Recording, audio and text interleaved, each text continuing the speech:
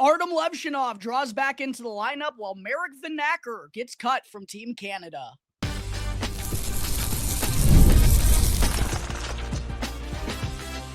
You're Locked On Blackhawks, your daily podcast on the Chicago Blackhawks, part of the Locked On Podcast Network, your team every day. What's going on, everyone? Welcome back to another episode of Locked On Blackhawks, part of the Locked On Podcast Network, your number one sports podcasting network, where we bring you your team every day.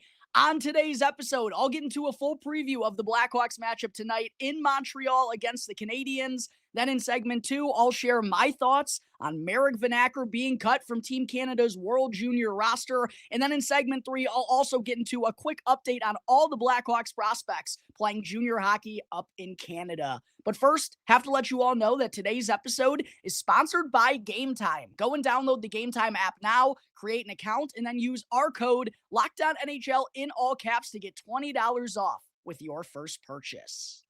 All right, happy game day, Blackhawks fans. The road trip continues here tonight into Montreal for the second and final meeting of the season against the Canadiens. With puck drop coming once again at 6 p.m. Central Time, game will be televised on CHSN. And it's definitely one that the Blackhawks could use, particularly given how Tuesday's game ended in Toronto. Looked like the Hawks were well on their way to victory to begin the road trip, only for everything to fall apart in the final 10 minutes of the third period. And that now has the Blackhawks having lost 3 consecutive games coming into this one, including both without Connor Bedard in the lineup. And in total, they're just 3-9-2 in 14 games dating back to November 20th. And it's not going to be an easy one here tonight against a Canadiens team that's 17-12-4 through their opening 33 games. That actually has them tied with the two-time defending champion Florida Panthers for the most points of any team, both Eastern and Western Conference, that's not currently in a playoff spot. The Panthers, by the way, have really started to find their footing. Matthew Tkachuk is set to return to the lineup in the not-so-distant future. And, of course, that impacts all of us Blackhawks fans because we hold the Panthers' unprotected 2026 first-round selection. And it looked for a moment there like that could potentially be, a top 10, top 15 pick. But now that the Panthers have really started to find their groove again, not so sure that that's going to wind up being the case. But the Canadiens, like I just said, 38 points through 33 games has them tied with the Panthers for the most points of any team that's not currently sitting in a playoff spot in either conference. However, when diving a little bit deeper into the Canadiens' numbers this season, I noticed it's interesting that they're not very good on home ice at the Bell Center this year.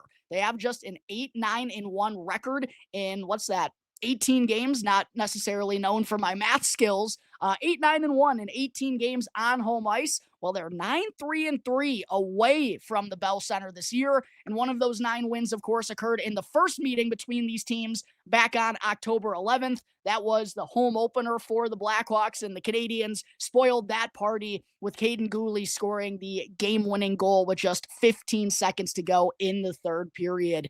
But as far as what the Blackhawks' projected lineup could look like here for the second game of their current 3-game road trip up in Canada, the Hawks just wrapped up their morning skate in Montreal. However, they did not go through any line rushes, so we're not sure if the forward lines or the defensive pairings are going to be the same as they were on Tuesday. However, the Blackhawks did go through some power play drills this morning, and I guess Blashill has elected to kind of make some changes to the 2 power play units. Power play 1 this morning during the morning skate was Colton Dach, Ryan Donato, Tyler Bertuzzi, Andre Burakovsky, and Matt Grzelcyk, which I'm sure many people notice is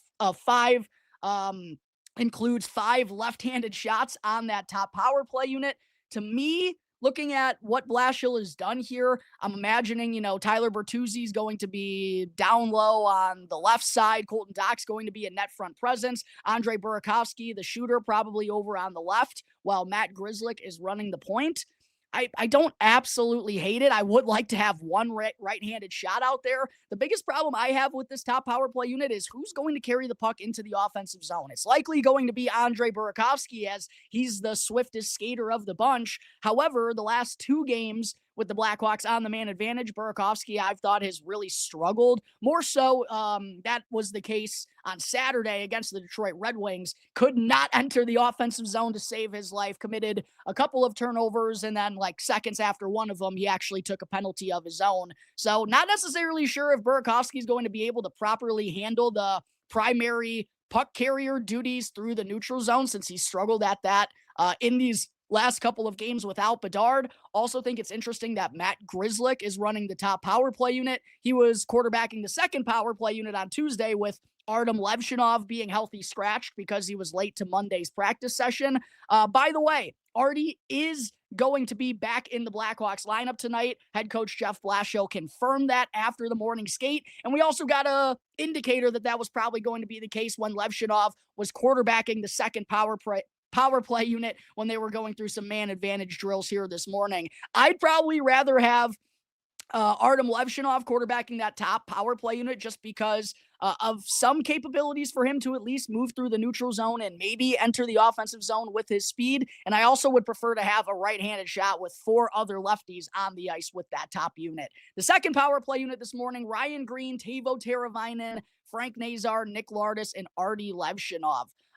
Between the two, I do think this is the group, even though Bertuzzi and Burakovsky, the two leading point scorers for the Blackhawks, I believe, this season, without, aside from Connor Bedard, of course, I do feel like this is the unit that might be able to just do a little bit more, because they have that speed from Nazar and Lardis and Levshunov on the back end. Teuvo Teravainen isn't, someone that'll blow past you, but he's at least a capable skater. So I think the second unit is the one between the two that might shake out a little bit better here tonight. We'll see if these changes from Jeff Blashill wind up making a difference, as the power play has been really quiet. Even going back to those last couple of games before Bedard suffered the injury, weren't necessarily clicking like they were in the couple of weeks prior to that. So we'll see if some of these changes lead to any differences or maybe some contributions by the Blackhawks power play tonight, which they could definitely use as they're, going to struggle offensively without 98 in the lineup.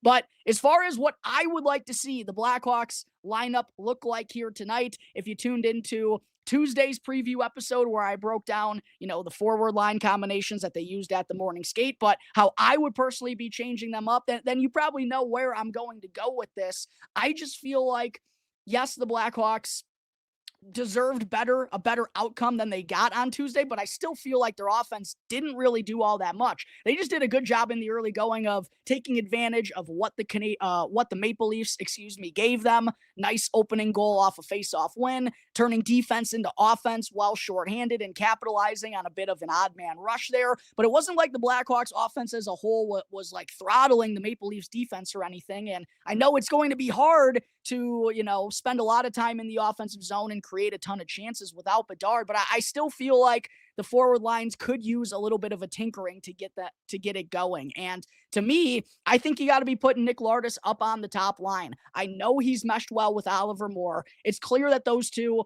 have chemistry with one another, going back to the Tom Curvers prospect showcase and training camp and some time together in the AHL with Rockford. But to me, it feels like Oliver Moore is kind of going through what Frank Nazar was going through last year and is honestly still dealing with right now. He gets a lot of chances. He's just not able to get the finished product. And Nick Lardis, I feel like, has looked the part so far on the third line in his first 2 NHL games. I think it's time to open him up and let him be the main goal scorer for the Blackhawks, as he's probably their best shooter with Connor Bedard currently injured. So to me, I'd be putting Nick Lardis up on that top line. I'd go with Frank Nazar down the middle, let those two play with some pace, and then give net front presence like Tyler Bertuzzi, who's the best at that on that roster, allow him to go and score some greasy goals and maybe clean up some loose change, while Lardis and Nazar could, if they wind up together, hopefully do some good things on the outside and, make some plays happen for the Blackhawks offense. That's how I would be going about the top forward line. I would also change up the second line, and I'd move Teuvo Teravainen, even though he makes me want to rip my hair out with the lack of aggressiveness that he plays with. And I don't know how he wasn't trying to shoot one-timers constantly in the final minute with the Blackhawks trailing by a goal in Toronto. But for the same reasons that I outlined on Tuesday, because the Blackhawks don't have a lot of playmakers without Bedard, Teravainen is one of those guys, and I just feel like he's kind of being wasted on a line with Jason Dickinson and Ilya Mikheyev right now, when that's, more so a trio that's used for defensive situations. So to me, I would be bumping Teravainen back up to the second line. I'd have Andre Burakovsky on the other wing spot. And then, you could go with Ryan Green at the 2C position.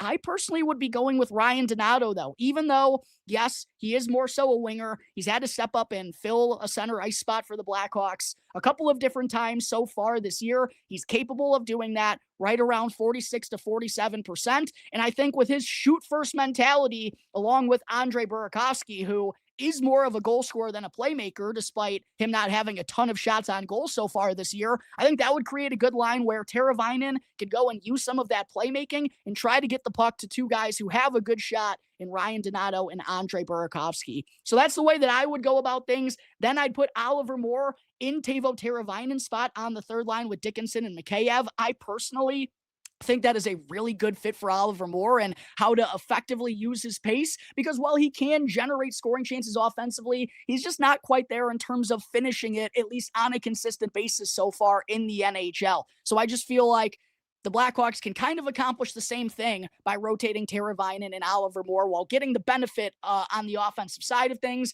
And then down on the fourth line, I'd go with Colton Dach, Dominic Toninato, who, despite, the penalty that he took with under 4 minutes to play, that kind of let the Maple Leafs go and rattle off those two quick goals, obviously made a nice play on the opening goal for Chicago, winning an offensive zone draw, going to the front of the net and causing a little havoc there. Looked like he might have even scored his first goal as a member of the Blackhawks, but ultimately ended up being credited to Wyatt Kaiser. So I think you go with Toninato in the lineup again here tonight. And Ryan Green, well, yes, he's done well up in the top six. That's still not necessarily his forte, and he's definitely quieted off since Connor Bedard has been out, which isn't surprising either. And I don't think, it would be like a demotion. I don't think you look at that towards Ryan Green. This is, if anything, he's exceeded expectations by being up in the top six so far this year. This is where we originally expected Ryan Green to be if he was making the NHL roster like he did. So that's why I would bump Ryan Green back down to maybe more so of a natural position for him on the fourth line with Dach and Toninato, leaving Sam Lafferty as the only healthy scratch. We'll see if Jeff Blashill winds up making any changes to the forward lines. Like I said, they didn't go through line rushes at the morning skate, so we're not 100% sure what these lines are going to look like. And while we do know Artyom Levshunov is going to be back in the lineup, we're not 100% sure what the defensive unit is going to look like either. Who is going to come out of the lineup? Or will Jeff Blashill go back to 7 defensemen since he now has 7 on the active roster once again? Obviously, the most likely culprit to be pulled out of the lineup is Ethan Del Mastro, who played in his second NHL game on Tuesday, his first since being recalled from Rockford. But I thought he had a pretty good first game back, and I liked his, shoot first mentality in the offensive zone. Altogether, I thought it was a pretty good first game back in the NHL for EDM. So I wouldn't be surprised if he winds up staying in the lineup. However, I don't know who the Blackhawks would pull out at that point if that is the case, right? Like, I don't think they're going to be pulling Crevier, even though he did have that lapse in crunch time. Still feel like he deserves to be in there, but maybe they give big Louis Crevier the night off. Maybe Del Mastro winds up still being a scratch, or maybe we even see all 7 of them suiting up for the Blackhawks here tonight in Montreal. We're going to have to wait and see up until the Blackhawks hit the ice for pregame warmups to officially know what the lineup is going to look like. I guess, though, that Ethan Del Mastro is coming out because we know Artyom Levshunov is drawing back in. He's the most likely candidate to be coming out, but I wouldn't say it's too crazy to think that Louis Crevier could be using a game as a little bit of a reset after what transpired late in Toronto. Then in net for the Blackhawks, Spencer Knight is going to get the start, his 24th of the season, stopped 25 of 28 shots faced in the first meeting in that home opener back on October 11th, and he's 1-2-1 with a 3.35 goals against average and .881 save percentage in 3 career games against Montreal. Tough that the Blackhawks couldn't get him the win on Tuesday night. Tough that the Blackhawks couldn't get him the win in the season opener in the first tilt between these two teams. Hopefully he'll be able to get that victory here tonight, help the Blackhawks stop their current skid and pick up a big 2 points in the middle game of this current road trip. Jakub Dobeš, by the way, will be the one making the start for the Canadiens. In goal here tonight, his first career start against the Chicago Blackhawks. I believe it was Sam Montembeault who played for the Canadiens in that season opener. Jacob Fowler will not be playing in his fourth NHL game tonight against Chicago. All right, there is a quick preview of tonight's matchup up in Montreal at the Bell Center against the Canadiens. Coming up in just a moment, I'll get into my feelings on Marek Vanacker being among the final cuts from Team Canada's World Juniors roster. But first, I got to talk to you all about one of today's sponsors here on Locked On Blackhawks, which is Game Time. Hockey season is officially here, and nothing beats being in the arena for those opening games. But let's be real. Getting tickets, that can be a total headache. Between waiting in queues, surprise fees, and prices that jump right before checkout, it's easy to get frustrated when all you want to do is go and cheer on your team. But that's where Game Time comes in, the app that now gives fans the advantage. It's your ultimate life hack for scoring amazing NHL tickets fast, easy, and stress-free. So go and take the guesswork out of buying your NHL tickets with Game Time. Go and download the Game Time app now, create an account, and then use our promo code LOCKEDONNHL in all caps, and you'll also get $20 off on your first purchase. Terms and conditions apply. That's code LOCKEDONNHL in all caps for $20 off on your first purchase with Game Time. As always, before I get into segment 2, just a quick reminder to please go smash that like button and subscribe to Locked On Blackhawks on YouTube. It's 100% free, won't cost you anything, and I have a goal of 3,000 subscribers before 2025 comes to a close, but can't make it happen without all the great support that you provide me on a consistent basis. Please help me out and subscribe to the channel if you haven't done so already. Greatly appreciate all the support, Blackhawks fans. Got to take off the Game Time layout here real quick. Segment 2. Team Canada held its first pre-tournament exhibition match for the World Junior Championship last night against Team Sweden, and we're now just 8 days away from the World Juniors kicking off in Minnesota. And in last night's pre-tournament game, Blackhawks prospect 2024 first-round pick Marek Vanacker skated on Canada's fourth line along with his good buddy and Brantford Bulldogs teammate Jake O'Brien, while Sam O'Reilly was skating as the right wing on the fourth line with those two. Anton Frondell, by the way, was the left wing on Sweden's third line, along with his good buddy and also a member of Djurgården, Victor Eklund, who was a first-round pick of the New York Islanders in 2025. Canada ended up winning the game 2-1. Did see Gavin McKenna set up, who did Gavin McKenna set up for a one-timer? Might have been Carter Bear for a one-timer. Can't remember exactly off the top of my head. Regardless, I guess Marek Vanacker didn't do enough on the fourth line in the win to make his case to make enough of a case, I should say, to earn a spot on the final roster. As just a couple of hours ago, Vanacker, along with Jake O'Brien and Jackson Smith, defenseman prospect for the Montreal Canadiens, also a first-round pick in this last year's draft, were announced as the 3 latest roster cuts for Team Canada. No World Juniors for Marek Vanacker this year, which I find a little bit hard to believe, considering what a year it has been for Vanacker so far. 26 goals in 26 games. He's also 7th in the entire Ontario Hockey League in points. He's helped the Brantford Bulldogs be the top team in the OHL so far this season. And I've outlined on the show, it's not just the goal scoring that is the best part of, well, it's definitely the thing that's gotten on the radar this year, scoring at a goal per game clip. Marek Vanacker has always been a well-rounded player for the Brantford Bulldogs in his time in the OHL. First off, he has some good size. He's 6'1", right around 190 to 195 pounds, depending on where you're looking. And he has someone who's played on the Bulldogs penalty kill these last couple of years. He's also someone who brings some good speed to the table with the size that he has as well. Uses that to be a pretty effective defender, someone who gets involved on the forecheck. So like Marek Vanacker could have been utilized in many different ways by Team Canada. And I thought that's what would make him such an intriguing piece to keep on this final roster, because he doesn't have to be in a top 6 role. He can be comfortable down on the 3rd or 4th line, not receiving as many minutes and still providing value to this team. But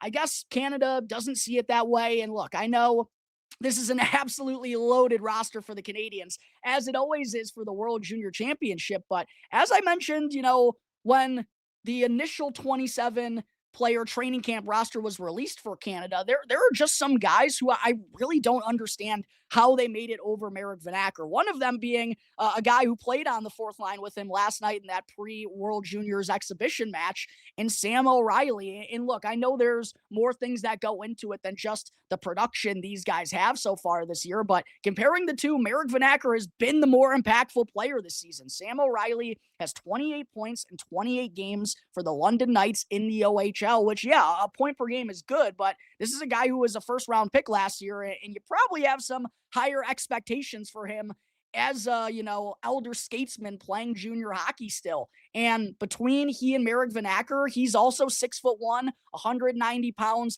does play maybe a little bit more of a gritty game. But again, that's something that Marek Vanacker can do just as well. And then Carter Bear, who maybe, I forget, I apologize, Blackhawks fans, might have been the one who finished off that feed from Gavin McKenna last night. I cannot remember.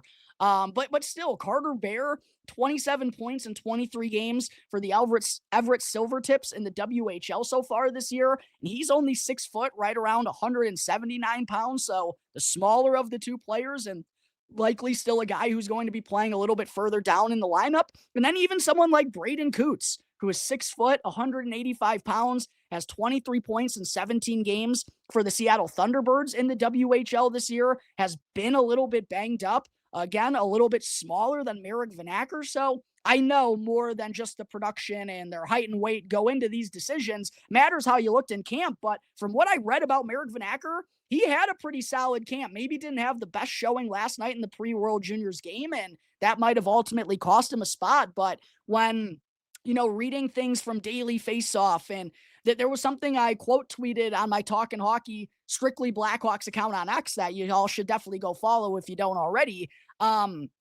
One of the quotes on Vanacker was about his size and speed and how he uses that and can provide value in a lesser role. And I said, this is literally why you should have been on the team in the first place. And well, the following day, Vanacker winds up being among the final cuts along with Jake O'Brien. Both of those players will head back to the Brantford Bulldogs. I believe I saw a post from Brantford saying that both of them are going to be playing this weekend for Brantford. So definitely unfortunate. I definitely think Vanacker got screwed a little bit here because he deserves a roster spot with the way that he's been playing and the way that he can fit in this group of Canadians that, yes, I understand they have a lot of gifted goal scorers already, but Marek Vanacker doesn't, have to just be there for goal scoring. He can give you a lot of different other things. So I was pretty frustrated this morning to hear that not only Marek Vanacker isn't going to be playing for Team Canada, but of course that means no Blackhawks prospects are going to be playing for the Canadiens in this year's WJC. As Sasha Boisvert, his sophomore season, he has spent a lot of time being banged up and hasn't, produced what I thought he was going to do as one of the best players in college hockey this year. And then John Mustard's late push for the Canadiens roster ultimately ended up falling short as well, as I believe he had just 1 point in his last 6 or 7 games. I hate myself for doing that. Prior to Providence and the rest of college hockey going on the Christmas break. On the bright side, we know Anton Frandel will be playing for Team Sweden. We know Václav Nestrasil will be playing for Czechia. And hopefully AJ Spelisi will be playing for the red, white, and blue. I think there's a pretty darn good chance he winds up cracking that final roster, but still, that is yet to be named.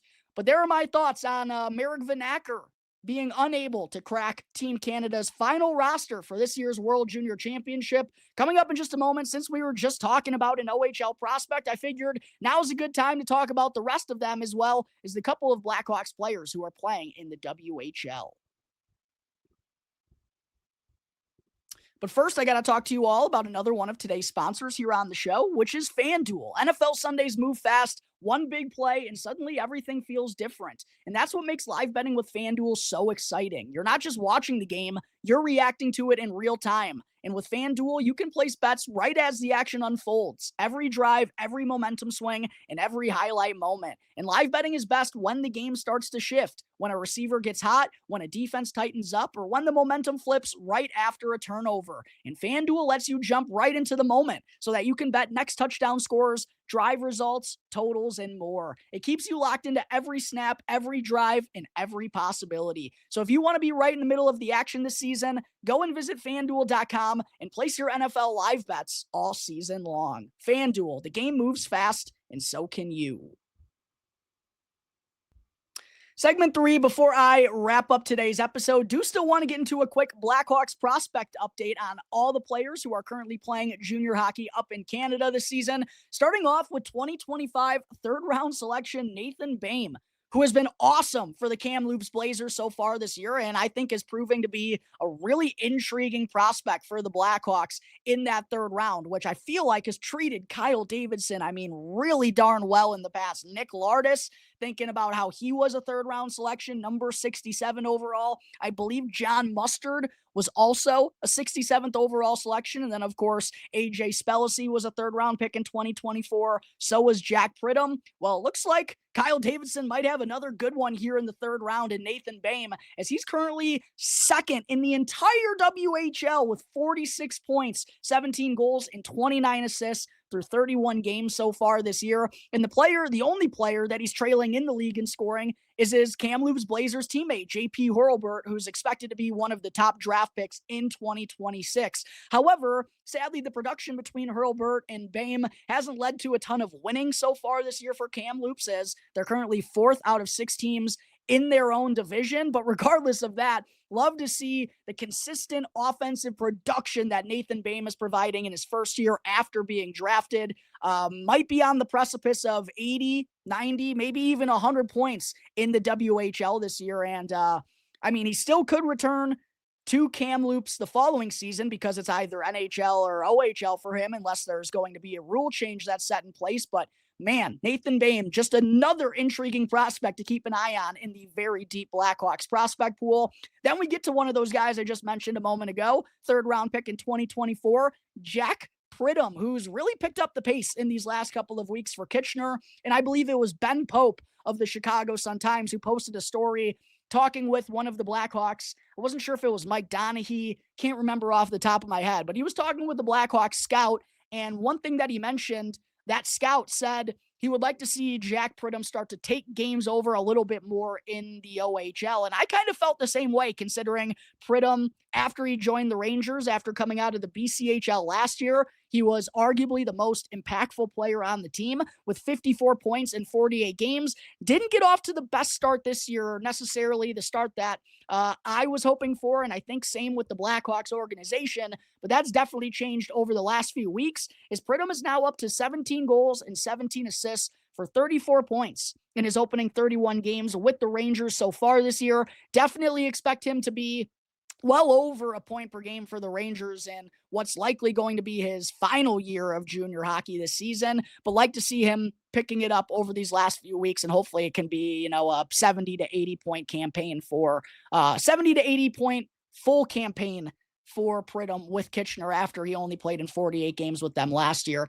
Then we get to AJ Spellacy, who, of course, I'm sure many Blackhawks fans remember, made a really impressive charge during his first ever NHL training camp and ended up sticking around a lot longer than anyone expected. Because it was NHL or back to the OHL for him, the Blackhawks ended up returning him to Windsor. And there was actually some discussion about him maybe going to the professional level and skipping this last year of junior hockey just because of the way that he plays. Might not necessarily need all that more seasoning down in the OHL, could maybe benefit from some time playing against grown men. But regardless, we know that's going to come next year for Spellacy. But in 27 games so far this year with the Windsor Spitfires, he's got 9 goals and 8 assists for 17 points. Kind of like Jack Pridham, but obviously different situations. Spellacy has picked up his scoring pace over these last couple of weeks, as it was a real quiet start to the season for him. However, he's never a prospect that's going to be best known for his offensive abilities, and likely isn't going to be someone that's racking up points at the NHL level. What makes him so intriguing to the Blackhawks is his size, his speed, and his athleticism. 6'3", 6'4", already well over 200 pounds, knows how to use it on the ice in terms of the physicality, and also uses his speed really well on the defensive side of things too. But altogether, do like to see AJ Spellacy contributing a bit more offensively here as of late. And being a big help to Windsor being the 5th best team in the OHL so far this year. Then I also want to give a shout out to Marek Vanacker's teammate in the OHL, Parker Holmes, another member of the Brantford Bulldogs, as the Blackhawks seemingly love that organization. For Holmes, it's been a much more productive season for him compared to last year, where he had just one goal in 21 games before suffering a season-ending injury. He's now got 10 points. 10 goals for Parker Holmes would be absolutely insane. No, 10 points, 2 goals, 8 assists in 29 games. Like Spellacy, not really a guy that you care too much about the offense for. Probably a low chance that Parker Holmes ever winds up being an NHLer for the Blackhawks. Don't think he looked all that good during the Tom Curvers Prospect Showcase, but like to see him, showing signs of growth in his following season in the OHL. And then last but certainly not least, Ashton Coombe, fifth round pick. Another thing I'm forgetting off the top of my head. Shameful performance by me here today. Regardless, Ashton Coombe was selected by the Blackhawks because when going through meetings with a bunch of different kids in the WHL, they asked most of them who the toughest player to play against in the league was, and a lot of them answered with Ashton Coombe, so that's why the Blackhawks drafted him. And he's another guy who's never going to be known for his offense if he does wind up being a puzzle piece with the Blackhawks in this rebuild. But he does have 10 points, 2 goals, and 8 assists in 23 games after having just 13 points, 2 goals, and 11 assists in 68 games last year for Seattle. So I like to see the uptick in offense, but it's more so about the size, defensive play, and physicality with Ashton Coombe. And the Thunderbirds, by the way, currently 5th out of 6 teams in their own division. Braden Coots, he's the captain of the Seattle Thunderbirds. They're not winning a whole lot of hockey games. Hasn't been as productive as Marek Vanacker has been yet. He makes Team Canada's final World Juniors roster. It is what it is. That's going to take care of today's episode of Locked On Blackhawks, everyone. As always, thank you all again for joining me on the show. Make sure to subscribe to the channel if you haven't done so already. Help me reach my goal of 3,000 subscribers before 2025 comes to a close. And make sure to follow Locked On Blackhawks for free as well, wherever you may be listening to your podcasts. I'm your host, Jack Bushman. Until tomorrow's episode, where I'll be recapping what goes down tonight in Montreal. Go Hawks. Let's get a big 2 points on the road trip, and I'll see you next time on the Locked On Blackhawks podcast. Part of the Locked On Podcast Network, your team every day.